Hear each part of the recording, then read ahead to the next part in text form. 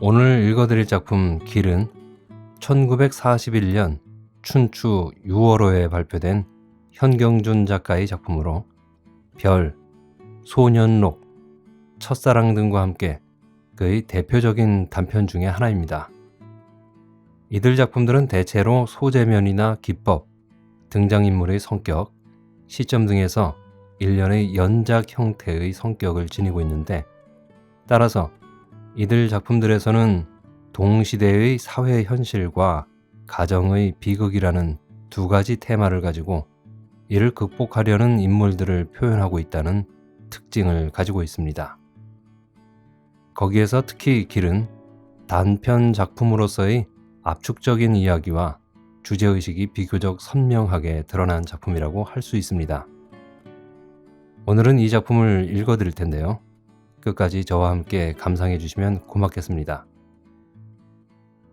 재미있는 한국 소설 읽기, 현경준의 단편소설 길 읽기를 시작하겠습니다.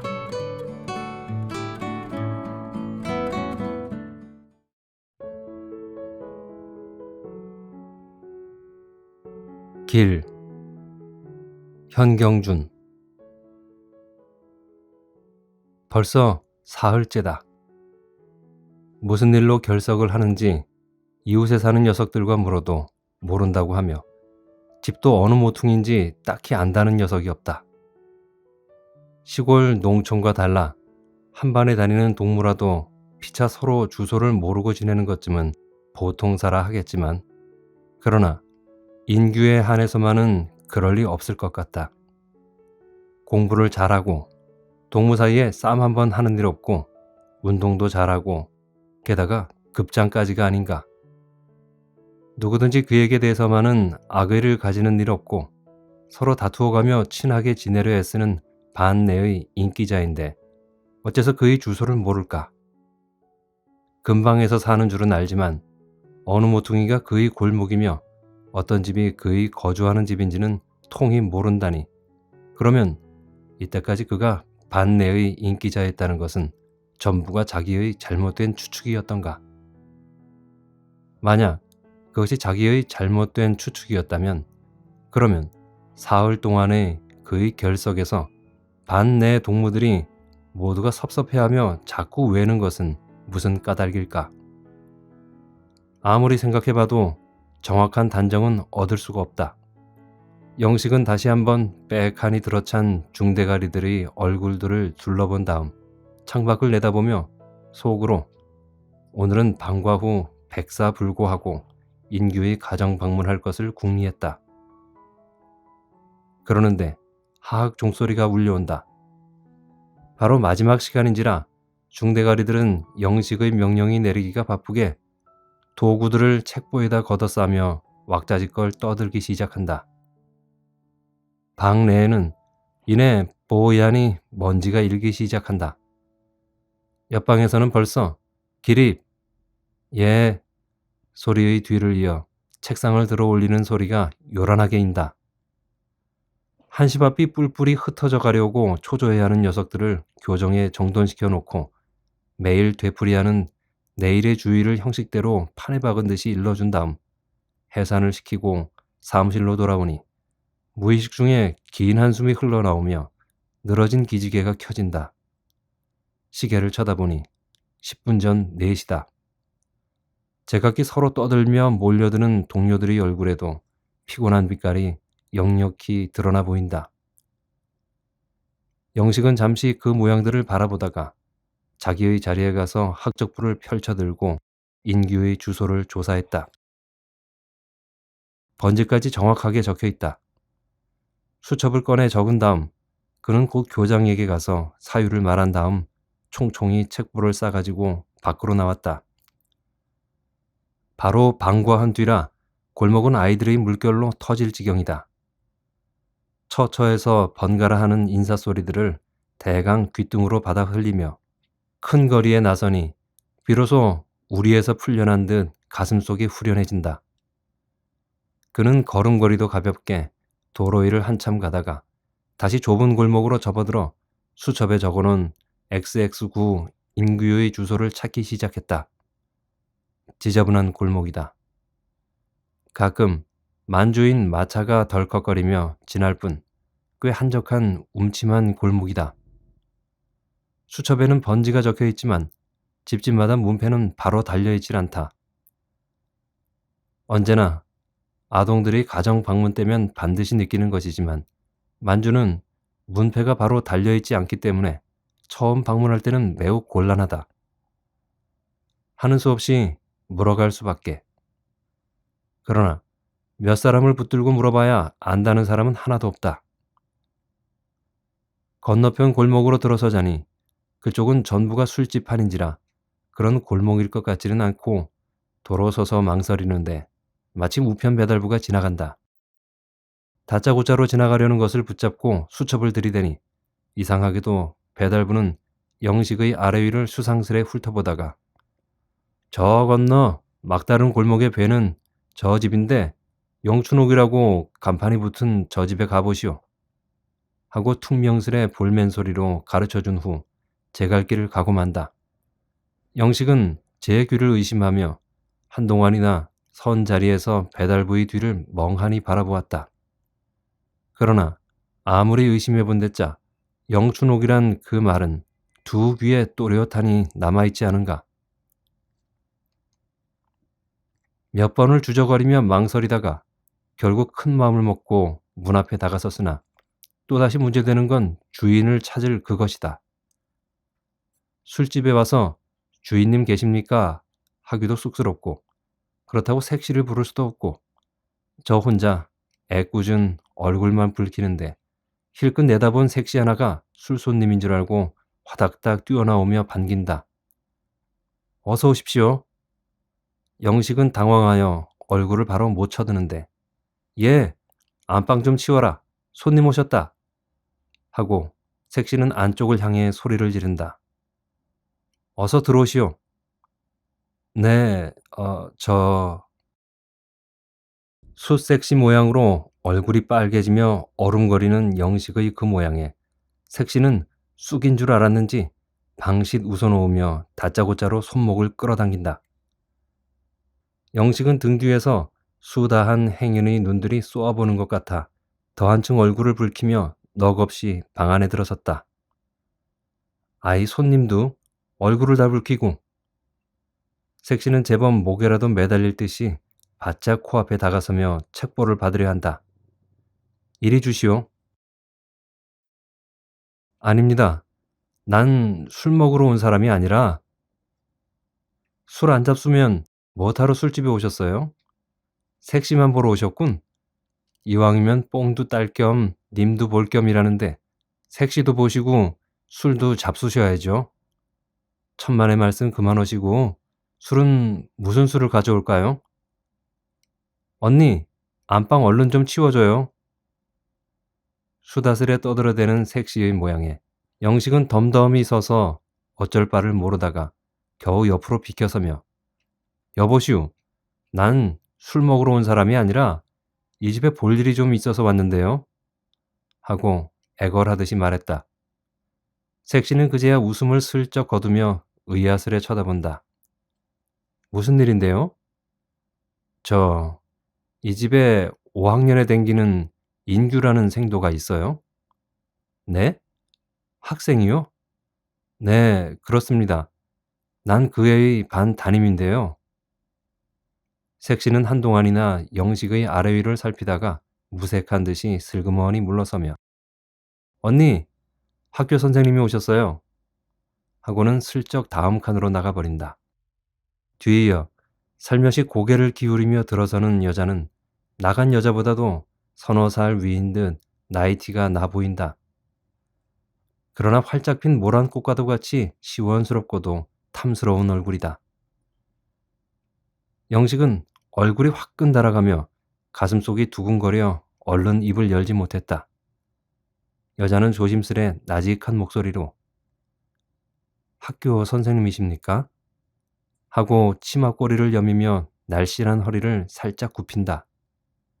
네, 인규의 담임인데 요즘 인규가 사흘째나 결석하길래 무슨 까닭인지 알아보러 왔어요. 미안합니다. 하고 여자는 나직히 한숨을 짓는다. 어디 무슨 병에나 걸리지 않았는지요?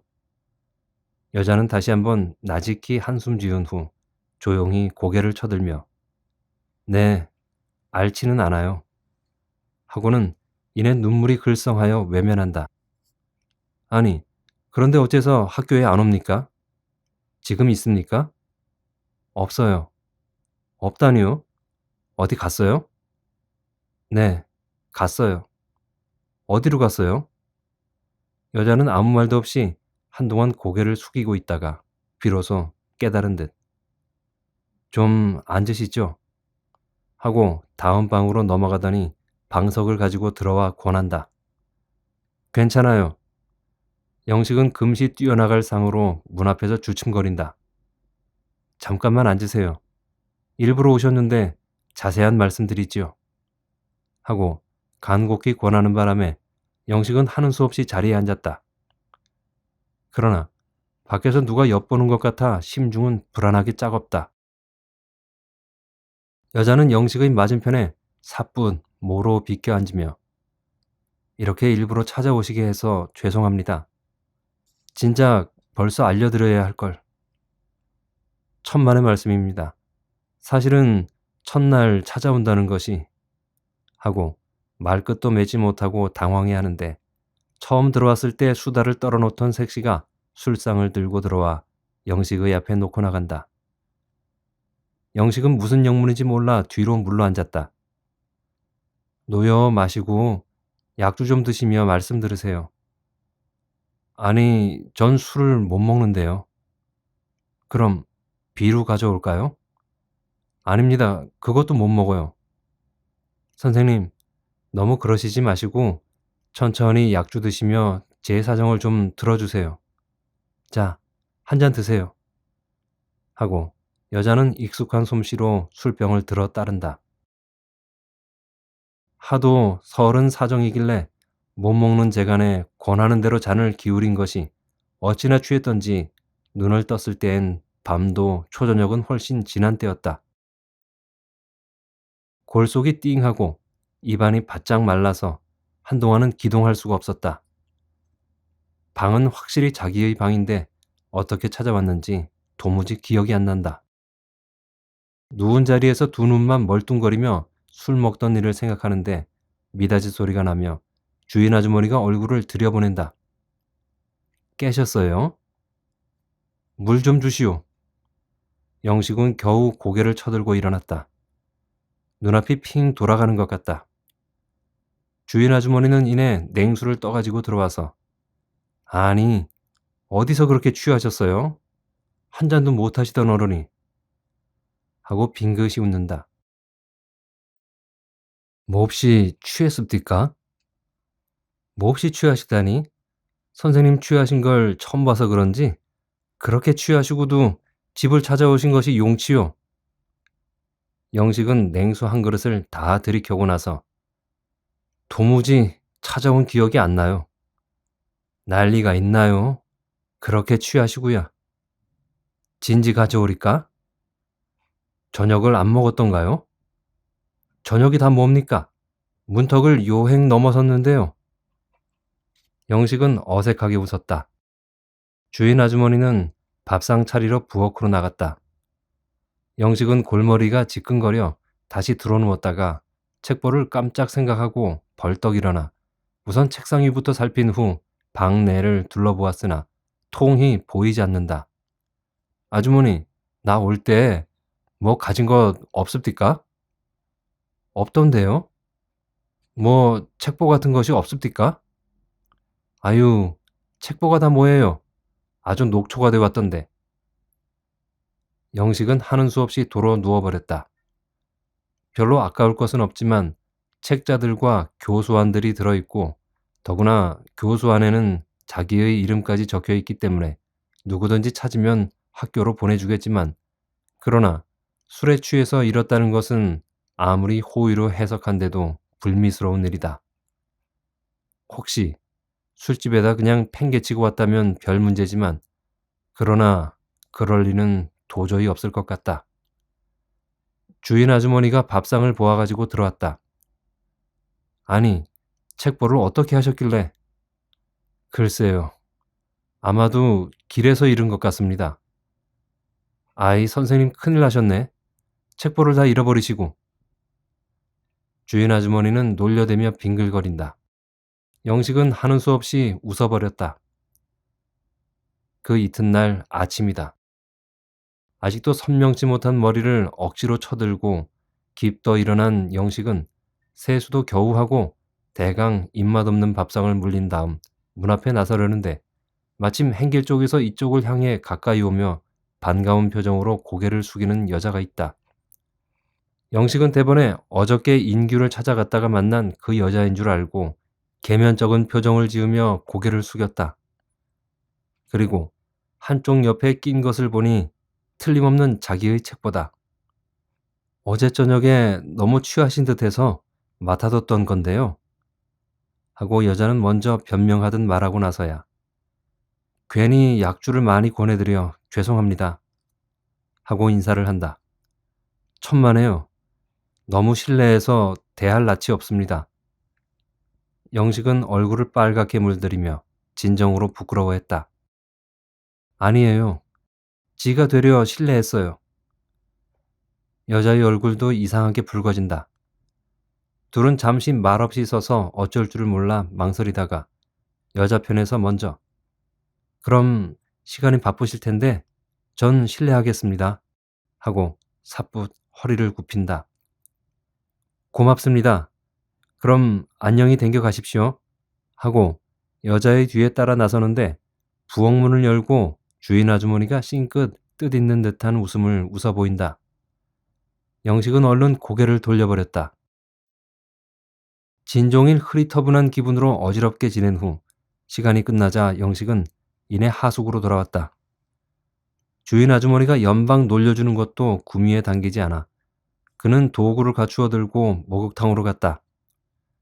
뜨거운 물속에 몸을 잠그니 비로소 전신이 풀리는 것 같고 동시에 두 눈이 조용히 감겨진다. 곁에서 철렁거리는 물소리가 어쩐지 먼 곳에서 철렁거리는 애들의 물장구 소리로 정겹게 들려오며 고향 시절의 어렸을 때가 머릿속에 되살아난다. 복동이, 수동이, 남길이 모두들 장난꾸러기 동무들이며 쌈도 잘한 그리운 녀석들이다. 지금은 무엇을 하고 있을는지 모두들 어른이 되어 장가들고 아버지까지 되었을 테지. 그리고 배나무집 금순이는 어디로 시집 갔을까? 멸구알같이 까만 눈으로 할끔 쳐다볼 땐 어째서 그다지도 부끄러웠는지. 그 밖에도 옥매며 문옥이며 개월이 마을 처녀들은 모두들 탐스럽게도 생겼더니만 지금은 네 집 아내며 며느리며 어머니들이 되어버렸는지. 생각하면 어느 것 하나 그립지 않은 것이 없다. 고향을 떠난 지 근 10년이나 되는 동안 이렇게끔 간절하게 생각나기는 처음 있는 일이다. 술유정뱅이 아버지가 장덕령 꼭대기에서 동사를 하고 이듬해 봄 바람쟁이 어머니가 치도관 건달패와 도망하여 버린 후 남몰래 고향을 떠나던 그때 일이 다시금 눈앞에 선하다. 그 후 서울 있는 외숙 신세에 사범학교를 마치고 특별 파견으로 이런 외지 학교에 와서 교편을 잡은 지도 벌써 수년이 경과했건만 그는 단 한 번 고향에 간 일도 고향 생각을 한 일도 없었다. 그렇던 것이 오늘 이 목욕탕에서 뜻하지 않게 고향을 애틋이 그리게 되면 무슨 까닭일까? 목욕탕은 소란하다. 그러나 두 눈을 꼭 감은 영식의 머릿속은 말할 수도 없이 조용하다. 그 조용한 머릿속에 이번에는 그 여자의 자태가 책보를 가져다 주던 인규의 누이, 그 술집 여자의 활짝 핀 모란꽃 같은 용모가 사뭇 떠오른다. 그리고 그가 눈물을 흘려가며 들려주던 인규와 그의 기구한 생애에 대한 이야기가 슬프게 가슴속에 되살아난다. 고향은 생각하기도 아득한 충청도 어느 조그마한 도시. 두 남매에게는 아버지도 어머니도 없었다. 누이는 수양모의 손에서 혹독한 어린 시절을 보내다가 바야흐로 꽃필 무렵이 되자 화류 항해에 나서게 되고, 어린 동생은 그도 남의 손에서 전전유리하며 고달픈 날마다를 보내게 되었다. 그러다가 누이는 결국 본의 없는 방랑을 이 만주 땅에까지 계속하여 왔고, 어린 동생은 공마단에 유인되어 오늘은 동으로 내일은 서로 표랑하다가 우연한 기회로 타양에서 그립던 남매가 서로 상봉하여 비로소 맑은 날을 바라게 되었다. 그러나 그도 만난 처음이었지. 동생은 누이의 천업을 달가워하지를 않고 항상 우울하게 지냈다. 그에게는 무엇보다도 학교에서 지내는 동안이 행복스러웠다. 그러나 학교에서 돌아올 때면 언제나 어두운 뒷골목은 그의 좁은 가슴속을 괴롭혔다. 언제 한번 동무들을 버젓이 데리고 자기의 집에 찾아들지를 못하고 그늘로만 헤매었다. 그것을 잘 알고 있는 누이는 온갖 애를 다 태우며 위로했으나, 그러나 어린 것의 마음은 조금도 가시어지지를 않았다. 누이는 생각도 못해 담임 선생이나 찾아보고 호소하려고 몇 번이나 두고 별로 오다가 결국은 동생을 잃고 말았다. 동생은 출타한 지 이틀 만에 누이에게로 간단한 엽서를 보냈다. 그저 뜻한 바가 있어 목단강 방면으로 간다는 것, 어떻게 해서든지 자기의 손으로 성공하여 보겠다는 것, 누이의 일은 언제든지 잊지 않고 있겠다는 것, 이런 것이 간단하게 적혀 있을 뿐이었다. 거나하게 취하여 가는 머릿속에서 인규의 그림자가 어린거릴 때 영식은 울며 하는 여자의 이야기에 몇 번이나 눈물 지었는지 모른다. 그것은 그 여자의 이야기가 어쩐지 자기의 사정과도 같았기 때문이다. 그러한 누이가 자기에게도 있었다면 얼마나 행복스러웠으랴. 생각할수록 안타까운 심정이다. 만약에 자기의 힘으로 할 수만 있다면 두 남매를 위해 무엇을 아낄까 보냐. 그러나 동생은 이미 행방을 감추고 말았다. 마음에 없는 웃음을 파는 것도 인젠 뜻없이 됐어요. 지나간 땐 남에게 매인 몸이라 할 수 없이 청춘을 팔아왔지만 이제부턴 진정으로 동생을 위해 이 몸을 바치려 했어요. 그렇던 것이 이렇게 되고 보니 선생님, 전 이 몸을 이바지할 데가 없습니다. 누구를 탓할 것도 없지만 너무도 야속치 않아요? 목욕탕 안은 더 한층 소란해진다. 바로 저녁 전이라 벌의 때같이 몰려들었다간 밀려나가고 밀려나갔다간 몰려든다. 영식은 전등이 켜져서야 목욕탕을 나와 집으로 돌아왔다. 사지가 나릿하며 저녁 먹을 생각도 안 난다. 그러나 막상 상을 받고 나니 식욕은 무척 치민다. 밥 한 그릇을 오래간만에 다 먹고 나서 마루에 나와 저녁바람을 쏘이노라니 이상스레도 마음이 설렌다. 누구든지 찾아와서 밤이 새도록 이야기라도 들려주었으면 좋을 것 같다. 그는 부엌 쪽에서 설거지를 하느라고 딸깍거리는 주인 아주머니의 생각을 해본다. 그 늙은 아주머니라도 마주 앉아 이야기를 주고받았으면 안타까운 심사가 풀릴 것 같다. 바로 그런 때에 1학년 담임 H가 찾아왔다. 말할 수 없이 반갑다. 이거 어쩌다가 왔는가? 저녁 먹고 산보 나왔던 길일세. H는 뚱뚱한 몸집을 의젓이 영식의 앞에 가까이 들이대며 수건을 꺼내 이마에 땀을 씻는다. 저녁 반주 바람인가? 응, 한 잔 했더니 어찌도 밥맛이 나는지 한 그릇을 다 먹고 나니 배가 불러 견딜 수가 있어야지. 아주머니께서는 요새 평안하신가? 응, 별탈 없이 바가지만 잘 긁네. 그냥 남봉을 부리는 모양이지. 안 부리면 어쩌는 수가 있나. 늙은 예편네를 둔 몸이라 그도 숙명이지. 교육자가 너무 그러면 못 쓴다네. 흥, 교육자? 이보게, 객담 좀 그만두게. 교육자가 다 뭔가. 듣기 좋게 월급쟁이라지. 언제 보든지 쾌활한 H의 그 모양에 영식은 다정스러운 미소를 소리 없이 짓는다. 둘은 한동안 한담을 주고받다가 H의 편에서 먼저 우쭐 일어서며 어디 거리라도 한 바퀴 돌아볼까? 하고 영식의 대답도 기다리지 않고 먼저 나선다. 글쎄. 영식은 잠시 주저거리다가 아무 반대도 없이 H의 뒤를 따라 나섰다.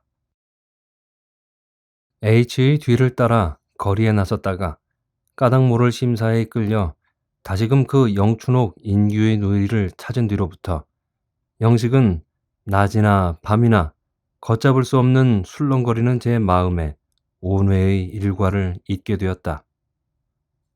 상학 시간이 되어 아이들에게 교수하다가도 인규의 빈자리만 보면 이내 어지러운 그림자가 눈앞에서 어른거리게 되고 더구나 밤이면 진기반복으로 야릇한 충동과 싸우게 되는 것이었다. 생후 처음으로 사귀어 본 이성이 되어서 그럴까. 세상에서는 거리의 계집이니 창년이 하며 천하게 여기고 멸시하여 오는 그 여자가 영식에게 있어서는 세상에 다시 없는 신성하고도 아름다운 존재.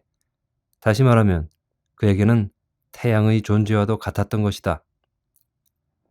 그 눈치를 알고 H는 처음엔 놀려주다가 나중에는 진정으로 충고를 했다.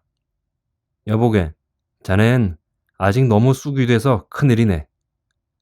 H의 이 말에 영식은 긴 한숨을 뽑고 나서 탄식조로 그야 내 자신인들 그걸 모르는 것은 아닐세. 자네 말 맞다나 나는 아무것도 모르는 쑥일세. 쑥이기에 세상 사람들이 모두 나무라는 천한 계집을 두고 이렇게 상심하고 있는 것이 아닌가. 여보게, 낸들 군의 마음을 모르는 것은 아닐세. 하지만 여보게, 한 여자를 사랑한다는 그것은 결국 내 몸을 전부 그 여자에게 바친다는 것이 아닌가. 그야 물론이지. 그렇다면 말일세. 자네가 그 여자를 사랑한다면 반드시 자네의 모든 것을 그 여자에게 바쳐야 하지 않는가? 그렇지. 모든 것을 바쳐야 하지. 그러기에 말이 아닌가. 자네가 모든 것을 그 여자에게 맡긴다지만 그 여자는 결국 자네의 아무것도 용납할 수 없는 여자가 아닌가. 왜? 무슨 까닭으로? 묻지 말고 냉정하게 생각해 보게. 사랑이란 것도 결국은 이기적 합리적인 것이지 절대 지상적이고 신성한 것은 아니니까. 아닐세.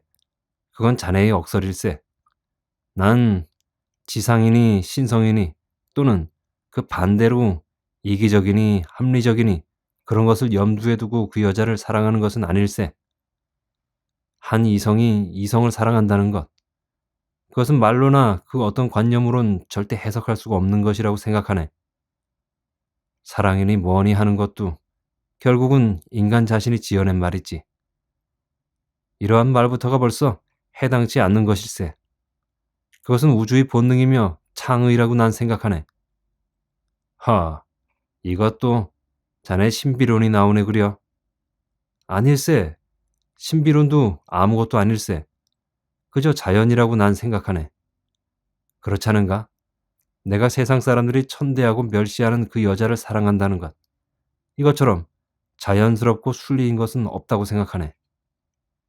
어째서 그런가? 그것은 사회의 인습으로도 법칙으로도 막을 길이 없고 해석할 수가 없기 때문일세. 자연이란 사회의 인습이나 법칙으론 꺾을 것이 못 되니까. 불가하네. 자네가 언제인가 들려주던 그 서양 시인의 시보담 더 난해할세. H는 어이없는 웃음을 웃으며 담배를 꺼내 붙여문다. 사실 영식은 자기 자신으로도 난해라고, 아니 수수께끼와 같은 일이라고 생각지 않을 수가 없었다. 자기가 그 여자를 사모하게 되는 거기에는 진정코 그 어떤 복잡스러운 야망이라든지 또는 방종한 기분은 조금도 없다. 자기의 말 맞다나 거기에는 아무런 이기적이니 합리적이니 하는 그런 것은 털끝만큼도 없다. 그저 그리운 마음, 존경하는 마음, 동정하는 마음, 사랑하는 마음, 조금도 거짓없는 진정이었다. 그 여자의 앞에 있어서는 교육자란 것도 인습이란 것도 사회란 것도 모두 소용없는 헛껍데기들이었다. 이러한 것을 알고 그 여자의 편에서도 영식에게 대한 마음이 날로 뜨거워 올랐다. 많은 그는 그와 동시에 영식이처럼 이성을 잃지는 않았다.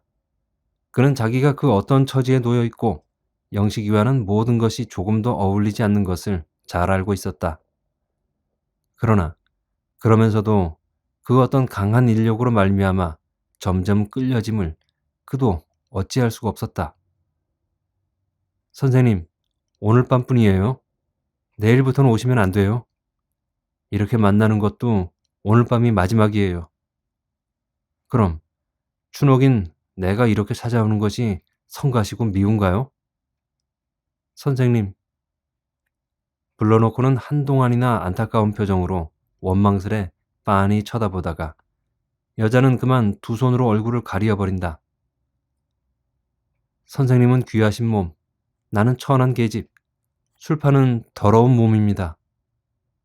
목매어 느끼며 가까스로 외는 이 말에 영식은 그만 여자의 팔을 와락 끌어낚으며 춘옥이 왜 그런 어리석은 소리만 하고 있소? 세상 사람이 다 더럽다고 해도 내게는 더없이 아름다운 존재가 당신이라는 것을 어째서 몰라주오? 나는 당신 때문이라면 더 없는 욕을 본데도 조금도 피하지 않을 테요.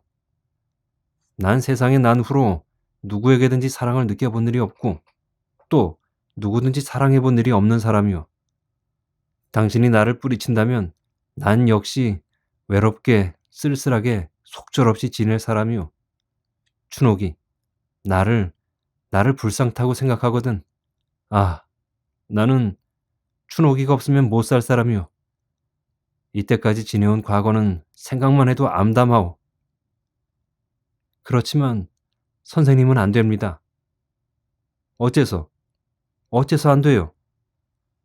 안 돼요. 난 하며 몸부림치는 여자의 몸은 영식의 두 팔 안에 으스러져라고 힘껏 안겨진다. 밤은 벌써 3시도 지나서 거리는 고달픈 꿈속에 깊이 잠들었다. 이러한 일과가 날마다 계속됨을 따라 둘의 사이는 점점 끊지 못하게 되었고 그러면 그럴수록 둘의 고민은 더욱 깊어갔다. 더구나 영식의 고민을 한층 더하게 하여 준 것은 직책상 문제였다. 그렇지 않아도 이때까지 몇 해를 내려오는 동안 그는 교육과와 자기의 문제에 대하여 여러 가지로 회의를 품어왔고 때로는 환멸을 느껴왔지만 춘옥이와 관계를 맺은 뒤로부터는 완연 사상이 달라졌다. 모든 것이 모방이고 인습적이고 고정적이고 창의가 없고 부자유한 고루한 비진실적인 것 같은 교육자들의 생활에 염증이 생기게 되었다. 그들의 생활에는 진실이란 것은 조금도 없는 것 같았다. 수신 시간에 윤리를 논하고 도덕을 논하는 그들의 등 뒤에서 어른거리는 그림자는 그 얼마나 어지러운 것들인가. 서로 아랫사람을 홀겨보고 윗사람에게 아첨하는 추잡물들이고 허위와 기만으로 충만한 속물들이었다. 그러한 것들과 몇 해를 내리 사귀어왔다는 것이 참말 신기스러웠다. 하루속히 결별하여버리는 것이 자신을 구하는 데 가장 빠른 길일 것 같았다. 그러나 동시에 양심적으로 돌이켜봤을 때 자기는 일찍이 교단에 나설 때 그 천진난만한 어린 생명들을 위해 하늘의 태양은 못 될지언정 별쯤은 돼보리라고 맹세한 일이 있었다. 그리고 그 때문에 자기는 될 수 있는 한까지는 최선을 다해서 아이들의 훈육에 애써왔다. 그렇던 것이 지금에 와서는 한 계집으로 말미암아 그도 세상에서 가장 천한 계집이라고 나무라는 창녀 때문에 자기의 직분을 망각하여 버리려고 하는 것이 아닌가. 계집을 따른다면 결국은 아이들을 버려야 한다. 그러면 자기는 이때까지 멸시하여 온 그 속물들과 무엇이 다를까? 더구나 아이들은 자기를 따르기를 부모나 형제보다도 더 따라오는 처지다. 그러한 어린 것들을 매몰하게 버리고 계집을 따른다는 것은 정말로 양심에 저린 일이다. 그는 오랜 악몽에서 깨어난 듯 비로소 제 자신을 스스로 꾸짖고 오래간만에 아이들의 일을 생각해 보았다. 많은 그것은 그 순간뿐이었지. 다시금 치미는 춘옥의 생각에는 모든 것이 허위로밖에는 생각되지 않았다. 날이 가면 갈수록 둘의 마음은 더욱더 괴로워갔다. 필경, 둘 사이는 그 어떤 결과를 짓지 않고는 못 견디게끔 되었다. 그러던 어느 날이었다. 영식은 학교에서 뜻하지 않은 인규의 엽서를 받게 되었다. 근심하던 주소까지 똑똑하니 씌워져 있다. 내용에는 간단하게 하직도 없이 떠난 데 대한 사죄가 있고, 다음에는 어떤 음식점에서 밤이면 일을 보고 낮이면 학교를 가게 되었는데 미안하지만 재학증명서와 성적표를 보내달라는 것이었고, 자세한 내용은 학교에 다니게 된 후에 쓰겠다는 것이었다. 그리고 표면 주소는 목단강이었다. 영식은 방과 후 하숙에 돌아와서 밤이 되기만 고대하다가 시간이 되자 불이 나게 춘옥이를 찾아갔다. 가보니 춘옥이에게도 엽서는 와 있었다. 그러나 거기에는 주소는 없었다. 영식이가 사실을 이야기하자 춘옥은 영식의 가슴에 팍 매달리며 주소를 가르쳐달라고 조른다.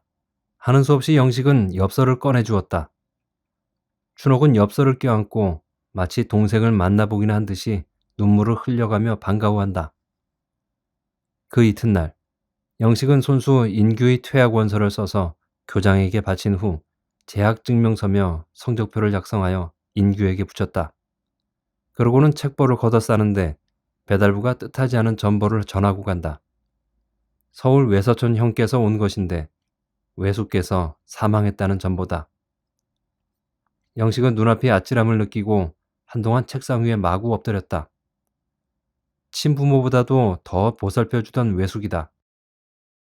지금만치라도 신세가 된 것은 오로지 외숙의 덕택이 아닌가. 그러한 외숙을 생전시에 다시 뵙지 못하고 말았다니 새삼스레 자신이 서럽고 원망스러웠다. 그날 밤 그는 간단하게 행장을 수습하여 가지고 춘옥이를 찾아가서 사유를 말한 후 서울로 떠났다. 수일 후 외숙의 장례도 끝난 후 영식은 학교 일도 일이려니와 춘옥의 일로 하여 외사촌네가 굳이 말리는 것도 뿌리치고 돌아왔다. 마침 점심차라 그는 역에서 내리자 곧 학교로 왔다. 간단한 보고를 인사의 겸해서 교장에게 한 후 잠시 망설이다가 그만 큰 맘으로 춘옥이를 찾아가니 뜻밖에도 춘옥이는 그림자도 찾을 수 없게 되어버렸다. 같이 있던 여자에게서 목단강행 차를 탔지만 어디로 가는지는 일러주지 않아 통히 모른다는 사실을 알고 영식은 이내 인규의 환영을 머리에 그리게 되었다. 그러나 그가 하숙에 돌아와서 주인 아주머니가 꺼내주는 편지를 펼쳐보았을 때 그는 졸지에 하늘이 꽉 무너짐을 느끼지 않을 수가 없게 되었다. 선생님, 이렇게 떠나는 죄를 용서하시기 바란다기보담 지나간 날의 거짓을 용서하시기를 바랍니다. 선생님을 놀리고 속였다는 거기에 대해서 관대하게 용서하시기를 비웁니다. 그야 선생님께서도 저 같은 계집을 진정으로 사랑하시지 않고 일시의 심심풀이로 사랑하였다는 것을 저는 잘 압니다. 하지만 제 편에서 선생님보다 더 거짓이었다는 데는 선생님께선 좀 노여우실 것입니다만, 그러나 때가 흐르면 모든 것은 잊혀지는 법입니다. 저는 뜻한 바 있어 좀 더 경기가 좋은 곳을 찾아갑니다. 사랑이니 무애니 하는 것보다도 돈을 벌어야지요. 선생님은 수많은 어린 것들의 교육에 내 몸을 바치시지만 저는 저 한 몸의 안위를 위해서 돈을 벌어야겠어요. 행방은 감옥사 방면으로 정했습니다. 그럼 이만하고 그칩니다. 내내 안녕히 계십시오.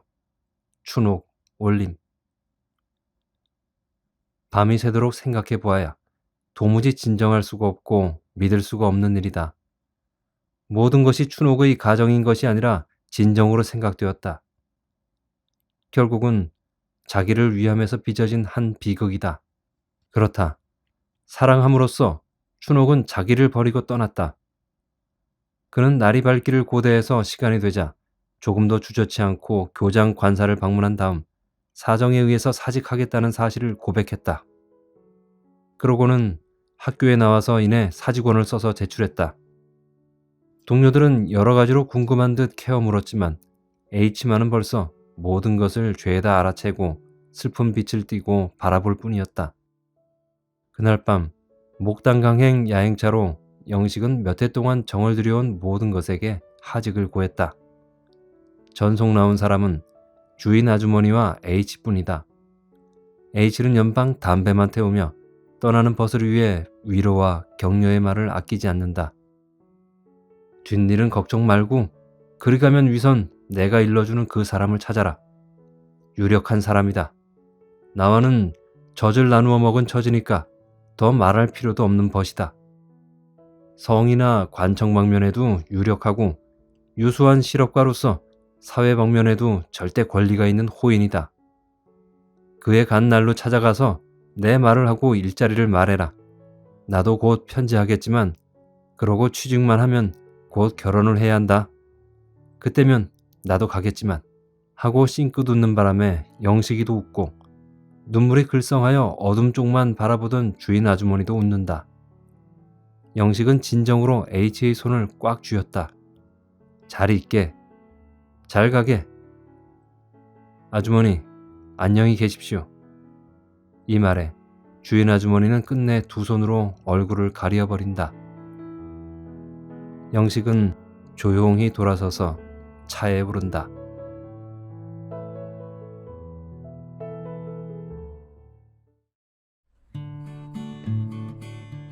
재밌게 들으셨나요? 국민학교 5학년 담임을 맡고 있는 영식은 사흘이나 결석을 한 인규를 찾아가 가정 방문을 갔다가 술집 기생인 누이를 만나게 됩니다. 그리고 그의 불우한 가정 환경과 안타까운 사연을 듣게 되죠. 그렇게 만난 영식과 춘옥은 서로의 소외자로서의 동질감을 애정으로 발전시킵니다. 그리고 춘옥은 내가 당신을 사랑한 것은 거짓이었다는 편지를 남긴 채 종족을 감추어 버리지만 영식은 둘의 사랑에 있어서 교사라는 직업이 얼마나 위선인가를 깨닫고 위선의 껍데기를 벗기 위해 교사직을 사직하고 그녀를 찾아 진정한 사랑을 찾아 떠나게 된다는 것이 이 소설의 핵심인 것 같습니다. 결국 이 길이라고 하는 작품은 그 당시의 이산가족으로 떠돌던 한민족의 실상과 인간의 궁극적인 문제는 사랑이라는 것을 독자들에게 확인시켜주는 작품이라고 생각됩니다. 여러분은 어떻게 생각하시나요? 주인공 영식의 마음에 공감이 가시나요? 재미있는 단편 소설이었죠? 자, 오늘은 여기에서 소설 읽기를 마치겠습니다. 다음 시간에 또 좋은 작품으로 만나 뵐 것을 약속드리면서 인사를 드리겠습니다. 끝까지 함께 해주셔서 감사합니다. 다음에 또 뵐 때까지 행복하세요.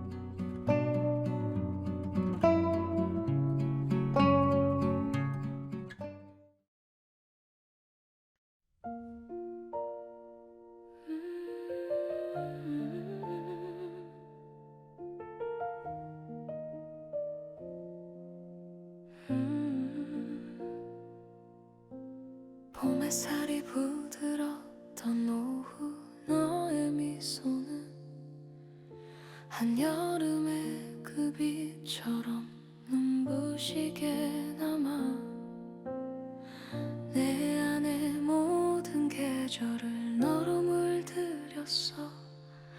그렇게 사랑했어. 수줍던 너의 손끝이 스칠 때 세상 모든 소리는 사라지고 너와 나누던 향긋한 커피 향만이 주위를 맴돌았지. 첫사랑의 달콤한 그 느낌은 조용히 스며들고 봄날의 햇볕처럼 내 안에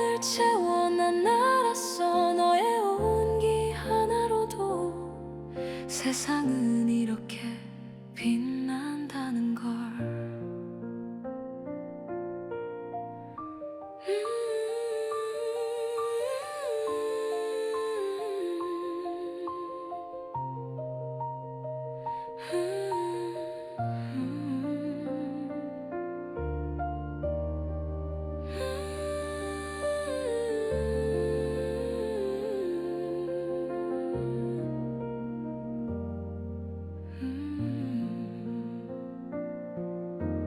부드럽게 말을 건네며 미소만 살짝 비치던 그날의 우리는 아직도 선명해.